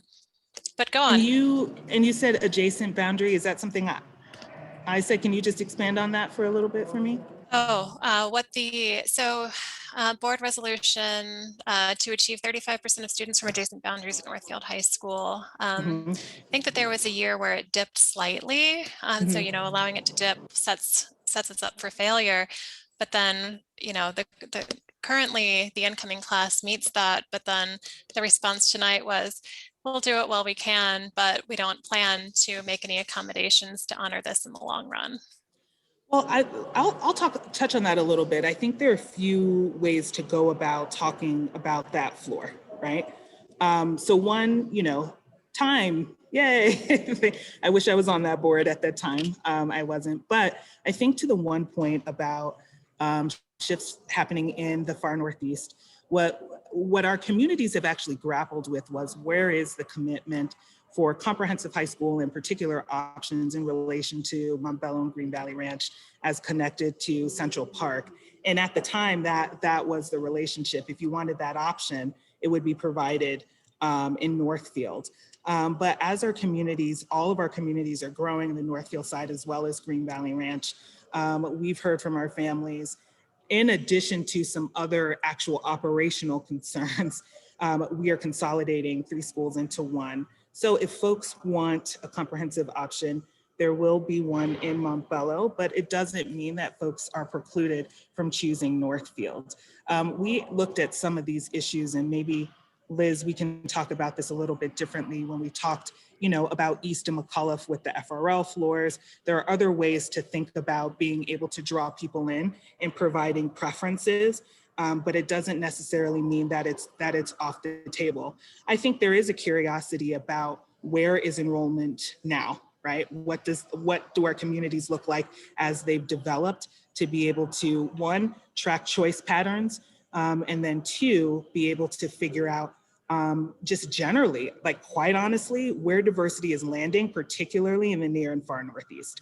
And just for what it's worth, regardless of if we're building comprehensive in the far Northeast in general, we are looking at enrollment decline, and particularly numbers of kids of color in the central part of the city is just declining. And I'm sure Director Jones can talk a little bit about that, you know, as you get closer to the Manual area. So I think there's going to have to be some breathing room, and there's going to have to be a way to look at how we can potentially meet that goal. So what also shifted, right, was East, for example, a couple of years ago, are starting to not take students out of boundary unless they're FRL. We wanted to be able to better structure enrollment for Northfield. So I would just chalk this up to us needing to grow with the landscape and figure out what we need to do. And part of the things that I would also say over the next couple of years are actually very critical for all these other questions, right? Transportation, the development of Northfield as we continue to build houses. We are all going to have to come to the table, whether it's NDIS, DPS, families and community, to talk about North and South, perhaps. How can we grow middle school seats at Denver Green, especially with Park 2? We've been talking about it for a while. Then there was a pandemic. Then we're like, what's going on with enrollment? And now we're right back here. So I apologize for that. But I would say that as a matter of actual policies and strategy, the next couple of years for Central Park, as well as Green Valley Ranch, are going to be critical. It's the only side of town that's growing, and this is going to be our last chance to talk about school seats and options, if that makes sense. Does that make sense?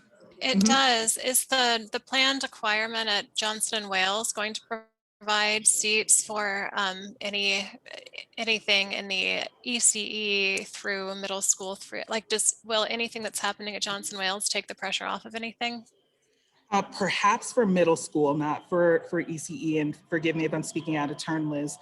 We're talking about, so it's going to be a good chunk of seats that we need to make available for across the city, but that includes our neighborhoods, you know?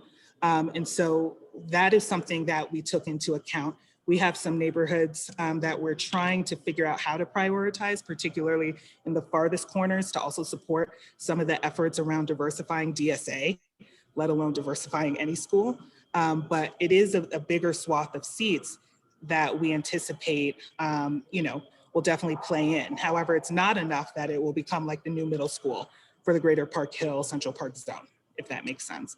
And Liz, you know, please, if I said, okay, that's right. So, but the short answer is yes. However, when it still comes to the North and South pieces, you know, this issue around transportation with our zone, we have a very heavy transportation strain.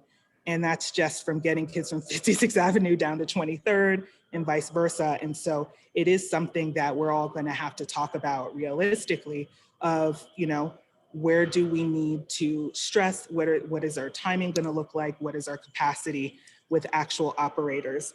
And so I think part of what Liz was also sharing is there is projected growth, but it doesn't seem like it's the size of entire schools just yet, maybe around half. So there are other ways to think about that. Like, do we grow current schools, separate them versus opening a new one? That's where our projections look at present. And like I said, for the next couple of years, this is going to be the critical time for folks to figure out how to do that and to be able to put on the table what all of our options are. Looks a little bit different farther east because we're projected to need an elementary school out there and even potential middle school in the next couple of years as addressed in the bond. But this is what's coming up for the Northfield area, part of Central Park. Okay, I just want to make sure that I ask another question that I had intended to send you guys in advance. So the question that I didn't send you is DPS preparing to offer a remote option again in the fall? And then in the chat just now, has the district made any decisions on COVID protocols in the fall? Yeah. So right now where we are is having our remote, we're going to go back to the structure of our online schools being the remote option for the fall. This is something that the districts in the metro area are doing. And so we want to be able to be sure people get that information. So it'll be, for example, Denver Online Charter, but it's also going to be supported differently with additional resources because we know that we need to make some shifts from how the model was in the past. In regards to, I think, what was the other question? I'm sorry, an online model and has the district made a decision on COVID protocols for the fall? So we're all so I have my map. We're all watching the states. The mask ban, right, for example, has also come with different adjustments to social distancing and all of those things per the emergency order. So right now we're planning as if it was like today, how we're back in schools, but I can say we anticipate a little bit more movement happening in buildings than we have right now. So I will say, I mean, since I'm like here at the Capitol, it looks like a lot of those things will be lifted by August. They're just not today in May for us to be able to say what that is, if that makes sense. Can I add a quick plug? The remote options for next year are, right now is the time to elect those. And so it is Denver Online High School is adding a middle school. So Denver Online 612, which is a district managed school that's been around for a lot of years and is really an expert in online school. And they're the pros at this, so they know how to do this. And then we are also opening an elementary school that is, as Director Bacon said, a separate school that students would elect into. And that window is only open until June 4th. So, and there's a lot of more information on the website and about exactly how to sign up for that. I will also put my email in the chat in case anybody has specific questions about any of the things we talk about tonight, but this in particular. Okay, I'm going to back up to a question that I saw previously. So there was a problem with a DDS, with students between DDS and Swigert. What are policies that govern schools in different zones that share a campus and a building? So I guess the two zones there would be the elementary school zone and the Central Park, Park Hill middle school zone. There is no transparency when two different school administrations have to handle a behavioral problem between students at different schools on a shared campus. Can you speak to how you would handle a restorative justice problem when two campuses are unable to work on a resolution due to DPS policy? How can DPS improve the system? Yeah, Amanda, I'll take this one because I've actually been dealing with this. This is an ongoing concern where we have a practice of restorative circles at Swigert, and that's not necessarily it is a practice, but in this situation it was not one that the parents of the students who were involved in this incident wanted to participate in. Well, not at this time. And so that's where we're at with this incident. I just emailed Ms. Rothberg again with our instructional superintendent partner, Kevin King, to see if there's been any progress on that. But this is something that's an ongoing issue that we're dealing with. We have the Rothberg family who's in a position of wanting to do some restorative work. And then we have other families who are not yet at the place of wanting to do the restorative work. So we're trying to get to the same position. It's not a DPS policy or anything. It's really, you have to choose to do that. Parents, we can't force parents to say you're going to bring your kid to a restorative circle. And so we're just waiting on that.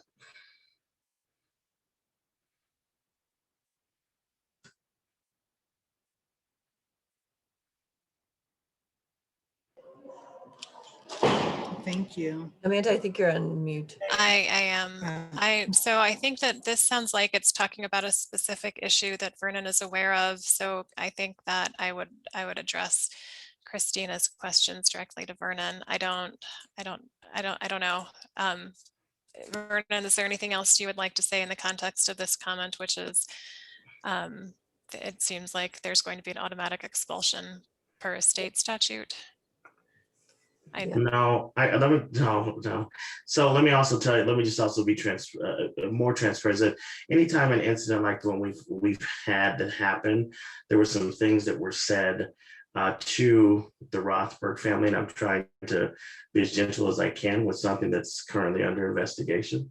But there were some things that were said to the Rothberg family that are not congruent with our values as DPS, not congruent as our values as Swaggart, DDS, or NDIS. And those incidents caused us to do what we're supposed to do. The principal of DDS filed a report to have some things investigated. That investigation goes through what it needs to go through. And when the findings were what they were, the thing came down to this is more of a restorative conversation between parties when the parties are willing to do that. So that's where we're at. Okay. I see there was positive feedback on the superintendent search and the student panel. So I just want to be sure to share that feedback that's in the chat. And let's see, are there any other questions for our speakers tonight? I'm going to look back at my notes. I feel like I had two more. Oh, so the question about the long-term shared campus plan was that there are no plans. So I just like a little bit more information about like the philosophy on shared campuses in the region, just anything other than there's not a plan. I will say that, you know, we're at a place where we have to honor the agreements we made, including our contracts. And then moving forward, there seems to be, at least of this board, you know, ideal to want to not have co-located spaces when possible if we can move forward. I will say that, you know, we've made a few decisions lately regarding that. We'll be, for example, switching some buildings like with DSST Cole and CASA, thinking about that in the Montbello build. But at present, you know, we've got agreements in place and we'll see where it goes. There's a lot of things that are in those contracts by way of choice and growth of schools. And if we can make any adjustments given what enrollment is, that will most likely be the current triggers, if that makes sense. Okay. Yeah, and Amanda, I want to applaud Director Bacon. She's been a great advocate. Where she and I agree on this is there's a difference between a shared campus and a shared building, you know. And so campuses, Liz and I argue about this all the time. A campus is designed for sharing because it's a campus. A building is like an apartment, right? It's so there's some of those headaches that I think folks are dealing with. I think shared campus is one thing, but I think like what we're dealing with in some of our shared spaces is it's a shared building that was not necessarily designed for sharing. And so I appreciate what Director Bacon is saying is that we want to make sure that we get our spaces to being great spaces for kids where they're doing great things for kids in equitable ways. So I appreciate that. Okay, thank you. Anyone from the Education Committee, do you need clarification or has anything else come up that you wanted to ask now, Carol or Jamie or Jay? I mean, I was just also supposed to brag that 95% of the Northville graduates were accepted to a four-year college or going into military service. So we are very excited about that. Oh, that's great. And how many graduates were there this year? It was like 400 and some three? No, 167 seniors. Oh, 167. Okay. That's okay. That's tinier than, okay. But each class gets a little bit bigger. Yes, the big ones are coming. The big ones are coming. Okay, great. Thanks for asking, Amanda. I've been taking notes as folks have been speaking, and so there are some issues that will be coming up and we'll be talking about with the Ed Committee. And I also encourage people to get in touch with me or with Jay Arsberger, because we co-chair the Ed Committee, and if they have any interest in being committee members, we'd appreciate knowing that. Great. All right. Well, we have a few minutes before 8:30. Am I ending a community forum early? That's what it looks like. So I welcome people to just kind of ask less formal questions.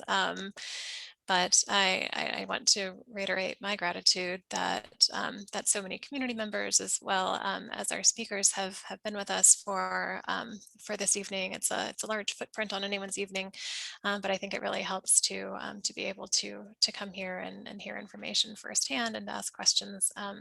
So thank you all for engaging and being here tonight, because it makes the community As stronger. long as you got a minute. Oh. I do want everybody to know how impressive the student panel was with the superintendent search. If you have, just go on the website, copy it, send it to everybody you know, because this is what we want students to do. We want them to be engaged this way. We want them to ask thoughtful questions. We want them to be polite and focused and respectful, and they were all of those things. I'm going to send it to, I've been in other school districts in other cities, and I am going to send it to colleagues, and I'm actually going to send it to the new Deputy Secretary of Education, because, and the new, no, the Deputy Secretary and then the Secretary of Education. The Deputy Secretary is Cindy Martin from San Diego Unified School District. And I think they need to know to see these models of what can be. And we need to, we really need to make this happen throughout our district and in other districts in the country. And having heard Carol say that, I want to point out that she's been a strong advocate for getting a student voice on to CPUN's board, and they have student representation on the education committee. So that's been something that she's been passionate about and has helped bring to fruition in her time on the board. Thank you, Carol. Sure.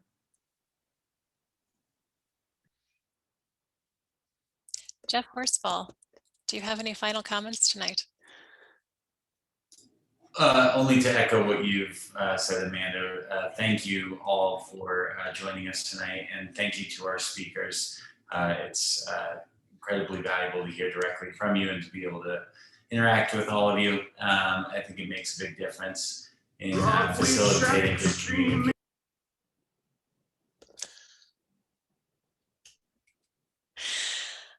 I think Jeff was having some technical difficulties. Thank you, Jeff. No, sorry. Okay. That's all I was saying. Okay. All right. Okay. Any other committees that want to plug any upcoming meetings or events?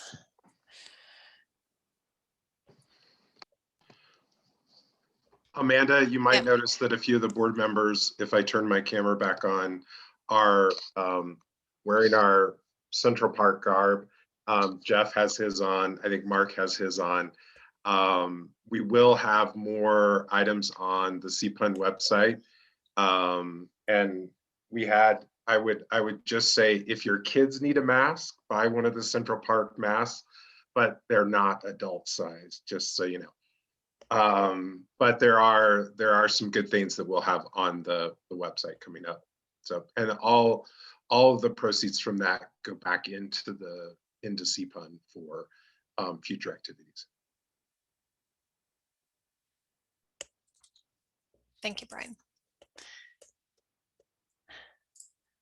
All right. Well, I'm happy to stay on and talk to people as they have questions, but I'll just reiterate once again. So I think that the formal portion of tonight's meeting is over. Thank you all for joining us tonight.